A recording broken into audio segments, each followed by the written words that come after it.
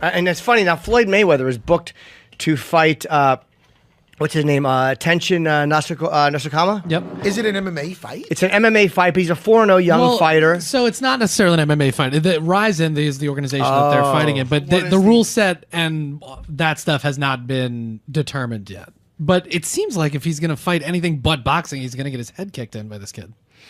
You know, it's funny. Conor McGregor, of course, commented. I see that. He says, is it a tracksuit or a sauna suit, Floyd? What the fuck? Is it hot in Tokyo or what's the story here? That climate change is no joke. Fuck me. Ha ha ha. What the fuck is going on here? Who is this little prick next to you? That's mad shit. Like something out of Rush Hour 5 or something. Chris Tucker and Jackie fucking Chan back in this bitch. Fucking brilliant.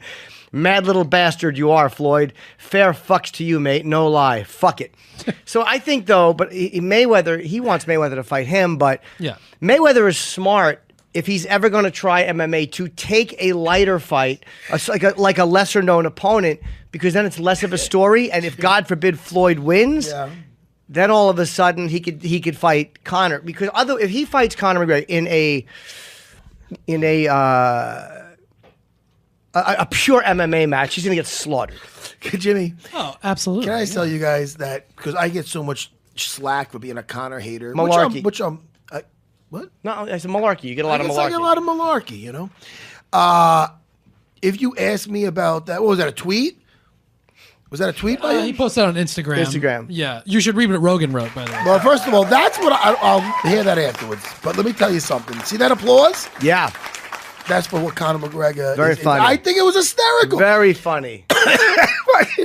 In a world of politically correctness. Oh, my God. I like it.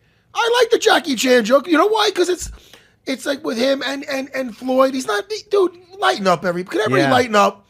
Conor McGregor, that was fucking funny. And I like it. That's funny. Yes. Absolutely. That's fucking funny. Making fun of somebody's fall is not funny, though, Jimmy. No, I agree. But that is fucking funny. Jimmy, we have a good time on We do have a good time on this show. Jimmy, are you spreading a good word about the UFC Unfiltered? I hope people listen. I know you have to pee. Is that what you're about to say? Yeah, I'll wait a second. You know why you have to wait? Why? Because, well, you can't yell Chris at him. isn't here. He can't stop yell at anything. him. Why would I? You're about to yell at him, but then you realize he went to go get your coffee. That's right. I can't be mad at You him. sent him out to get him coffee. So when now, you said malarkey. Let's see here. Talk Also, about something quick while you. It's so funny watching you squirm, Jimmy, though, because I know you got to go pee. So now I'm hearing Ben Askren's going to make his debut against Robbie Lawler at 233 on January 16th. They have not made any announcements yet, but that's a really interesting fight. Askren versus Robbie Lawler is an extremely interesting fight. Askren is undefeated. What does he have? One draw? Is that what it is? One no contest? Yeah, I think it's a draw. Yeah. Hey, I'll talk to him about. I'll talk to Chris if you want to go take a pee. No. Or do you want to? Are we going to call Cowboy? Yeah, we're calling Cowboy. In like Great, 1 minute. we'll talk to Cowboy first, then I'll pee. I'll treat sure? myself to a little wee-wee after. Man. You guys, All right. you mentioned the. What did obviously Rogan we were talking say? about the Ben Askren. No, we didn't talk about your Rogan yet, did you? Robbie Lawler fight. That's not official, but Dana kind of. Oh, is that what you just read that Rogan said? Yeah, no. Oh. Pardon me. Rogan's is next. Oh, what the fuck did you just say? Now I'm all confused. Yeah. No. I was just asking if you guys were talking about the potential Ben Askren Robbie You're Lawler like a child that wanders into the room in the middle of a conversation. But Rogan in turn was talking about this potential the Floyd Tenshin Nasukamwa fight. All right. Okay. He fucked us up. He fucked up Yeah, everything. you can read it. I'm sorry. Oh, go ahead. I was letting you read. I'll read. Jimmy, what we just talked about before that, we're not even talking about? Or I is know. that just about the But he went out to get coffee. He did mention it. So we're kind of bookending here. Yeah. Joe said, I'm sure many of you combat sports fans have heard that Floyd Mayweather is signed to face Tenshin Tenshin Nasukamwa. Thank you. In Japan on New Year's Eve. I don't know what kind of special rules they're supposed to be fighting under, but I just like the fact that it's going to happen and that people get to Google Tenshin's name and see some of his fights. He's a true striking genius. I doubt Floyd is going to agree with any rules that allow Tenshin to kick. But if he does, it could be a terrible night for him. This kid is the truth. So maybe this Tenshin... Rogan, that was from Rogan? Yeah, he's saying that he's watched some of this Tenshin's fights and that he's really good. Shit. But Ben Askren against Robbie Lawler, if that's the truth, woo! Oh, by the way, I saw Rogan. I told you I saw him the other day? Oh, no. Oh, no. I saw him at the fights the other day behind the stage. We're talking a little bit. So I told him that I'm hey, dude, I go even with the pasta. I go, I'm doing the gluten-free. And stuff like that, and then shit. Right, he had the shit in my gluten-free cereal. He's like, "Oh, but even with that gluten-free, you got to watch out for the carbs." He's right. Like, no. Men boo. like Joe and myself understand. Do we have? We'll talk about that after. Do we have Cowboy Cerrone on the phone? Cowboy. What's going on? How are you, buddy? Good. How are you? Do you know, I think if this is Jim Norton talking, I think of you when I'm on planes sometimes because I hate turbulence. It really freaks me out. You really think about Cowboy? I'll tell you why. Yes, I do. What's up, Cowboy? I was on a very turbulent going on, flight. Matt? I was on a very turbulent flight, and I'm thinking like how much you would enjoy this, and it's terrifying. Like, do you get scared when you're on a plane and it's really bad turbulence? Good question. No, because the plane won't crash. Right, and how do you know that? I think you're right, but how do you know? Because I have my pilot's license, and it physically won't just fall out of the sky and crash. Even if you have catastrophic engine failure, you're still going to coast for a long, long, long time. And it's weird, turbulence too, because you feel like there's no air under the wing, but there is air under the wing. It's just rough. It's like when you sit in the car, you get bumped around more than you do on a plane. Yeah, it's just like the heat pockets from all the thermals coming up. You know, when it starts heating up, just makes it drop, and it's just weather. So it doesn't scare you at all? Because I thought of you, I'm like, he would not be scared of this. Not even a little bit scared. And you're saying it's not just going to plummet. Right. It's going to... Not even, Matt, if you were in a helicopter and the engine exploded, the helicopter wouldn't just fall out of the sky. Just the pure gravity of you falling will keep that propeller moving, and you could take that. It wouldn't be a graceful landing, but you could get it to the ground. You know what I mean? You wouldn't just fall. Oh, those helicopters.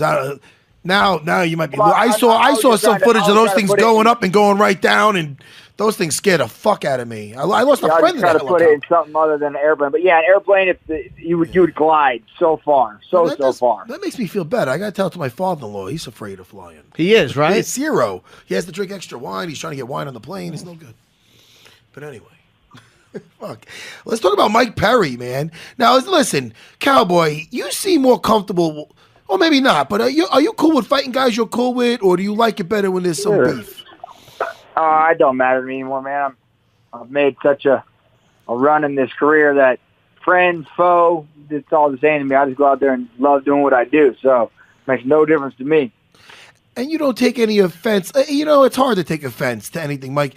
Mike Perry is entertaining, dressing up like an Indian. Did you see that? I think it's attacking you, but not attacking you. He's having fun with it. What are you thinking of everything that's going on with his... People send it to me, hey, man, if that's what you want to do, go ahead.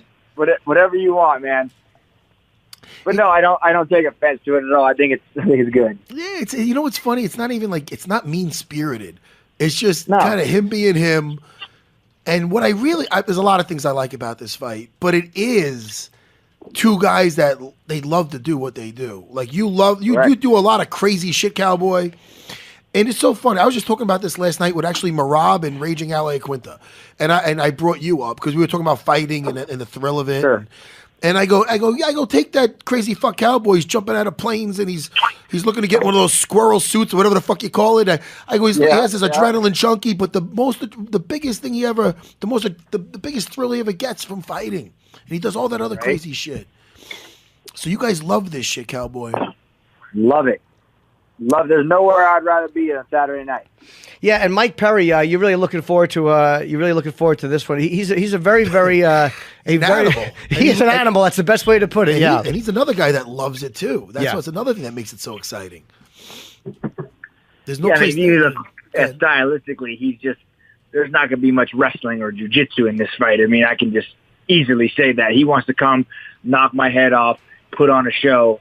We're entertainers, man. First, we're entertainers before anything, you know. And I think we're both on the understanding we're going to go out there and put on a show. This is what I love to do. Now, we're going to have him on later, too. Now, I heard what you just said, and I believe that to a degree, because, Cowboy, you're very good on the floor. You are very good on the floor, and you could switch levels and take guys down when they're least expecting it, and you use it when you want on sometimes, and sometimes you don't. Yeah, I mean, if there's a time to use it, not that you. And listen, you're a dangerous motherfucker everywhere, and I'm just not saying that. It's the truth. Sure, motherfucker. Look at him. Yeah, but you know what I'm saying. Why would I deny the pleasures of the Pepsi Center of seeing two guys fucking slugging it out, doing what I absolutely love doing? That would be robbery. That'd be robbery, Sarah. That's robbing the people of their ticket money. That's how I look at it. I would no longer be the sheriff. I'd now be the robber, and I need to give those people what their hard-earned money paid for. I believe him. Mike said that you guys sparred at the ranch a couple of times, and that he pretty much had to hold back from opening you up because you were so easy for him to punch in the face. But he did say you could out wrestle once he started shooting for takedowns. Was that no? He's saying you were easy to punch in the face. I'm sure you have a comment on that. Oh, hey, whatever he wants. Sure. If then Saturday he should have no problem meeting me in the middle and punch me in the face, should he? That's great. Is there any? Now, what is your relationship like with Jackson Wink at this point? Have things been worked out there? No, there's no relationship, and I don't even like to put Jackson's name into the conversation because it's Winklejohn. But okay, Winklejohn, yeah, great friend of mine, always will be, lifelong companion. So he has nothing to do with any of this, and but no, Wink drew his line in the sand, and that's that. Were you hurt? And it has nothing to do with Perry. Sure. By no means. Yeah, like I don't have any ill feelings or hard feelings toward Perry because he's just a guy that was looking for a loft, looking for a new home. You know what I mean? Sure. And he found, so it has nothing with, I'm not like, fuck you, Perry, you blah, blah. No, nothing, no ill feeling towards him whatsoever. So it has nothing to do with him towards the fight at all. Now, let me ask you, were you expecting that when it happened, or did it hurt on some level, or how did it affect you just as a person? Just because of the only reasoning is because of money. That's what hurt me. Sure. Like, damn, you jumped ship for $1. Like, that to me is what hurts, you know? And what I mean by that is because by Jackson's allowing me to come out of their camp, Winklejohn wouldn't have got paid because I don't train with Wink. So I only pay Greg Jackson. I have for years. I've never paid Wink anything. So Wink would not. So when I went to and I sat down in his office face to face with him, like a fucking man, and we had this talk, it was like, okay, we'll do it. And the next day he calls me on the phone like a fucking scared girl, and he's like, oh, I thought about it, and I won't get any money if we don't take Perry, so I'm going to go ahead and just go with Perry. And I was like, wow, you just drew a line in the sand over fucking money? Cool, see you around, motherfucker. So that was the last conversation we've ever had. Again, no ill feelings towards Perry at all, but sure. It sucks that years of building of who I am and out of Greg Jackson's stable was destroyed over one decision. You know what I mean? Over and money at that. Greed. So to me, that's a shitty deal.